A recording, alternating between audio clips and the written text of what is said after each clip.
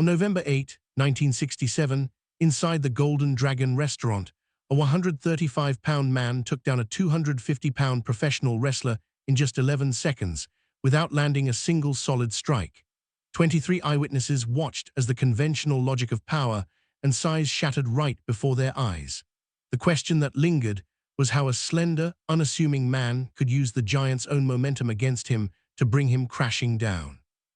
To fully grasp this event, it is essential to return to that evening when nothing at the Golden Dragon seemed out of the ordinary. The restaurant was going about its usual unhurried rhythm. From behind the counter, an old Chinese opera played softly, and 23 patrons were scattered across 12 tables. Families were finishing their meals. A young couple on their first date spoke in hushed tones. 3 elderly Chinese men in the far corner were deeply absorbed in a game of mahjong, as though the outside world had ceased to exist for them. In the farthest private booth, number 7, sat a man whom almost no one recognized. Bruce Lee appeared entirely unremarkable, short and lean, dressed in a simple navy tracksuit. He stood 5 feet 7 inches tall and weighed just 135 pounds. He ate calmly and methodically, his chopsticks moving with remarkable precision and economy. There was no wasted motion. Every bite was delivered with surgical accuracy. Next to him rested a small cup of jasmine tea, and on the table lay an open notebook. Even during dinner, he periodically picked up a pen and jotted down brief observations regarding timing, balance, and the utilization of an opponent's force against themselves. In 1967, the world of martial arts in America still operated under crude and outdated rules. Strength was measured in pounds of muscle, height, and the ability to physically overpower an opponent. Professional wrestling, boxing, and college football were considered legitimate masculine pursuits. Asian martial arts were often dismissed as exotic novelties suited for cinema or circus acts. To many, kung fu sounded like a beautiful fairy tale that only worked on screen. Large, heavy men, like those who performed in small California venues, genuinely believed that if you weighed over 200 pounds and could throw a punch, you were essentially unbeatable. Period. Bruce, however, had been following a radically different path for several years. He did not simply want to fight better than others. He sought to dismantle the very notion that size and brute force were the ultimate determinants of victory. He pursued absolute efficiency, economy of motion, and the ability to achieve more while expending less energy. This was why, even during an ordinary dinner, his mind never truly rested. He was perpetually analyzing, observing, and recording. The notebook beside his plate had become almost a sacred object, symbolizing the philosophy he was building day by day, strike by strike, and thought by thought. He was already teaching in Oakland and Los Angeles, and he had appeared in a television series as Kato, though the show had been cancelled after just 1 season. True fame had not yet arrived. To most people, he remained just another Chinese instructor attempting to find his place in a country where an Asian man was often seen as an easy target. This environment made his journey especially challenging. Every single day, he had to prove that being small and light was not a disadvantage, and that real power originated in the mind and in the understanding of body mechanics, not just in muscle mass. This understanding made any confrontation with representatives of the old school almost inevitable, because when a man who believes only in brute force encounters someone who views the opponent's power as their primary weapon, conflict becomes merely a matter of time. That evening, time was approaching its critical moment. The Golden Dragon was still following its leisurely routine. From behind the counter, the old opera music mixed with the muffled clatter of dishes and occasional laughter. 23 people occupied 12 tables. Families were concluding their dinners. The young couple exchanged awkward glances. The elderly men in the corner remained focused on their mahjong tiles. In booth number 7, Bruce Lee continued his meal. His chopsticks moved with flawless precision and economy, every motion deliberate. His open notebook lay nearby, and from time to time he added short notes. Suddenly, the restaurant door swung open violently. Cold November air rushed in, accompanied by heavy, deliberate footsteps. A massive figure appeared in the doorway, standing 6 feet 4 inches tall and weighing 250 pounds. His shoulders barely cleared the frame, and his neck was as thick as a thigh. The strong odor of whiskey radiated from him. This was Raymond Sullivan, a professional wrestler. He paused, squinted, and swept the room with a heavy, intimidating gaze. His eyes quickly settled on booth number 7 and the small Chinese man who continued eating calmly. Sullivan moved forward. Each step thudded heavily against the wooden floor. The shadow of his enormous frame grew and crept across the tables. Patrons began to notice. Some set down their chopsticks, while others stopped chewing. The atmosphere in the room shifted instantly. The air grew dense and oppressive. Bruce Lee did not even look up. He continued eating with the same methodical rhythm, as if the approaching giant were merely part of the background. Sullivan stopped directly in front of his booth. His enormous shadow completely engulfed the table. The wood creaked softly as he leaned a heavy hand on its edge. "Hey, you," he growled in a low voice. Bruce chewed slowly, swallowed, and carefully placed his chopsticks parallel to the edge of his bowl. Only then did he raise his gaze. There was no fear in his eyes, only calm, focused attention. He did not look at the giant's face, but at the center of his chest, the point where all possible movements converged. The dining area began to quiet down. 23 people held their breath. Even the quiet music from the radio seemed to fade into the background. Sullivan leaned closer. The smell of whiskey was now overwhelming. He stared at the slender Chinese man, weighing just 135 pounds, and sneered with contempt. For him, the situation was completely clear. Size was everything, strength was everything. He himself was living proof of that truth. 9 seasons in the ring, years of football and boxing. This small man was just another kung fu enthusiast from television. Sullivan had no idea how serious a mistake his underestimation would become. Bruce, however, saw something entirely different. He observed the opponent's center of gravity, his slightly forward-leaning posture, and how the giant's own weight was working against him. Yet he remained silent. Tension mounted with each passing second. Patrons began exchanging glances. The elderly men set down their mahjong tiles. The young couple froze. The air in the restaurant had grown dense, almost tangible. Sullivan spoke louder, his voice carrying throughout the room. He mocked kung fu, derided television tricks, and explained that in a real fight, only raw power mattered. Bruce listened calmly without interrupting. He lifted his teacup, took a small sip, and set it back down. This complete absence of fear only provoked the wrestler further. At that moment, 2 entirely different worlds came face to face. The world of crude physical dominance, which ruled in 1967, and the world of absolute efficiency that Bruce had been building for years. One believed only in muscle and weight, while the other saw the opponent's strength as a primary weapon. Sullivan continued to apply pressure, increasingly convinced of his own superiority. Bruce remained relaxed and focused, and his composure spoke louder than any words.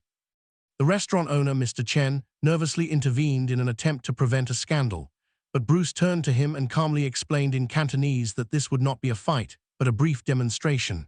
A few seconds, no one would get hurt and nothing would be broken. Mr. Chen hesitated, shifting his gaze from the giant to Bruce and then to the frozen patrons. Finally, he gestured toward an open space at the back of the room. "Quick and without damage," he said tensely. At that moment, everything changed. The point of no return had been crossed. 23 people began to rise slowly and move closer.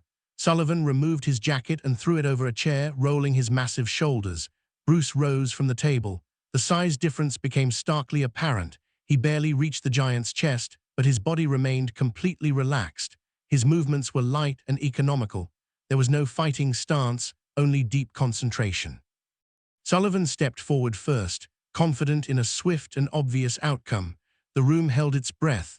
No one yet understood that within moments, the entire conventional picture of martial arts would be turned upside down. Tension had reached its peak. The real event was about to begin. Sullivan dropped his leather jacket onto a nearby chair, and the heavy fabric landed with a dull thud against the wood. He rolled his broad shoulders, his chest expanded, and the muscles in his arms bulged beneath his thin shirt, as if ready to tear through the fabric. The air in the room instantly grew thick and heavy, as though an invisible force had sucked out all the oxygen. All 23 people simultaneously felt the space contract around the 2 figures in the center of the open area. Bruce stood opposite him, with his arms completely relaxed at his sides, a barely perceptible sway on the balls of his feet. He adopted no fighting stance, tensed no muscle, but simply stared slightly below the giant's eye level, focusing on the center of his chest, where all possible lines of motion converged. The room held its breath, and even the quiet Chinese opera behind the counter now seemed like a distant, irrelevant backdrop that no one heard. Sullivan stepped forward first, and his heavy cowboy boots struck the wooden floor loudly, causing the boards to bend slightly. His huge hands reached forward with spread fingers, ready to grab, crush, and finish everything with a single motion. Bruce did not step back. Instead, he made a tiny, almost imperceptible step to the side, just a few inches. The wrestler's fingers grasped only empty air, which whistled past Bruce's ear with a sharp, cold sound. The room exhaled all at once, and at that moment, all 23 witnesses leaned slightly forward, as if drawn by an invisible thread toward the center of the event. The elderly man with the mahjong tiles froze with his hand raised. The young woman from the couple pressed her palm to her mouth, unable to look away. Mr. Chen behind the counter gripped the edge of the counter more tightly, his knuckles turning white. Sullivan let out a low growl and lunged again, this time wider and with full force, throwing his entire weight into the movement. His palm nearly touched Bruce's shoulder, but Bruce had already smoothly moved inside the distance, touched the giant's wrist, then his elbow, and nothing more. Suddenly, Sullivan lost his balance. His legs turned 180 degrees on their own, and he spun in the air without understanding how it had happened. The floor squeaked sharply and loudly beneath his boots, and the giant's body hung for a moment in an unnatural pose, as if an invisible hand had pulled invisible strings. Silence fell over the room, heavy and ringing. No one breathed. Someone's spoon slipped from their fingers and clinked against the floor, but no one even bent down to pick it up. The elderly men in the corner exchanged glances, and the young couple stood frozen, unable to move. The air became so dense it seemed you could cut it with a knife. Sullivan growled even louder and launched into a third attack, now unleashing his full fury. This time, he managed to grab the fabric of Bruce's tracksuit with both hands and pulled him forward, throwing all 250 pounds of weight and anger into the effort. Bruce simply lowered himself, dropping his center of gravity downward. At that moment, his fingers lightly touched the giant's solar plexus. Then they slid up to his throat, and then down to his floating ribs, indicating the points where pressure could change everything in a fraction of a second. Sullivan froze, his chest stopped rising, and his eyes widened to their limits as he realized just how close he had come to losing his breath. The giant exploded in a final burst of desperate rage, wrapping both arms around Bruce in a full bear hug, squeezing with enough force to crush. Bruce did not resist. He allowed himself to be grabbed, dropped his weight even lower, pivoted on one foot, and used the hold as his own lever. 250 pounds suddenly lifted off the floor. For a split second, the giant's body hung completely in the air, his feet leaving the boards, and time in the room stretched to its limit, as if someone had slowed the film. The impact of his back against the wooden floor echoed dully and definitively, like a heavy bag dropped from a height. The floor trembled slightly from the blow, and the reverberation spread throughout the restaurant. The silence that followed was absolute, full and ringing, the kind where you can hear an entire era collapsing. 23 people stood without breathing, without moving, without blinking. The radio behind the counter continued to play, but its sound now felt foreign and unreal. Someone's teacup slowly tilted and fell to the floor, splashing liquid, but no one bent down. The elderly man with the mahjong set dropped a tile, and it rolled across the floor, stopping at Bruce's feet. Sullivan lay on his back with his eyes open. His chest finally began to rise in ragged gasps, and he blinked, trying to comprehend how he had ended up on the ground. Bruce stood over him, arms completely relaxed, face calm.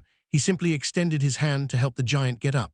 Sullivan took it after a long pause and rose heavily, as if his own weight had become foreign and burdensome. The room remained silent. No one applauded, no one shouted. All 23 people simply watched. In that moment, each of them understood the same thing. The hierarchy they had known their entire lives had just collapsed irreversibly. Big no longer meant strong. Strength was no longer measured in pounds of muscle. The world of martial arts in this small Chinatown hall in San Francisco had changed forever in just 11 short seconds. After those 11 seconds at the Golden Dragon, everything changed irreversibly, even though outwardly almost nothing had shifted. The 23 witnesses slowly returned to their tables, but they were not the same as before. The young couple, who had just been experiencing their first date, now looked at each other differently. Something new had appeared in their eyes, as though they had suddenly realized that strength could be invisible. The elderly men in the corner gathered their mahjong tiles in silence, without their usual jokes. One of them, the one who later approached Bruce, simply nodded to him with deep respect, saying nothing. Mr. Chen behind the counter wiped his hands on his apron and gazed for a long time at the empty space where the familiar picture of the world had just collapsed. Raymond Sullivan left the restaurant a changed man. A week later, he traveled to Los Angeles and asked Bruce to take him on as a student. He trained with him for 8 months, completely abandoning his old habits, and later confided to friends that those seconds in Chinatown had been a turning point in his entire life. The martial arts world in America in 1967 still operated under the old rules where size and brute force were considered the ultimate arguments. But after that night at the Golden Dragon, whispers began to spread. The story was repeated in gyms, in training halls, and in small clubs. Bruce Lee, who only yesterday had been just an instructor in Oakland and Los Angeles, became a man who had proven in practice what had previously seemed only theoretical. He continued developing his philosophy, creating Jeet Kune Do, a system where muscles were not paramount, but rather understanding, economy, and the ability to use an opponent's strength against them. The world around him changed gradually but irreversibly. Those who had once mocked the small Chinese man now came to learn. Those who had believed only in pounds suddenly began to doubt. The Golden Dragon restaurant remained exactly as it had been on that November evening. Booth number 7 still stands in its place. On the wall hangs a small black and white photograph of Bruce Lee, taken in 1967, and beneath it, a modest bronze plaque with the date. Sometimes elderly people who were witnesses to that night come in. They order tea, sit in booth number 7, and simply remain silent. If someone asks why they choose this particular spot, the old man smiles and quietly says he was there. He saw how 135 pounds of living weight and 11 seconds turned the concept of true strength upside down. Bruce Lee passed away in 1973 at the age of 32, but he left behind not just a legend, he left evidence. Evidence that technique, timing, and understanding could be more powerful than any size. The notebook that lay beside his plate that evening became a symbol of the philosophy that changed martial arts forever. Raymond Sullivan, who had once come seeking an easy target, carried away a lesson he would never forget. Now, decades later, whenever someone recalls that night at the Golden Dragon, everything returns to that one moment. A man weighing just 135 pounds in 11 seconds made a giant fall without landing a single real blow. And in that simple fact lies the entire power of an idea that transformed the world.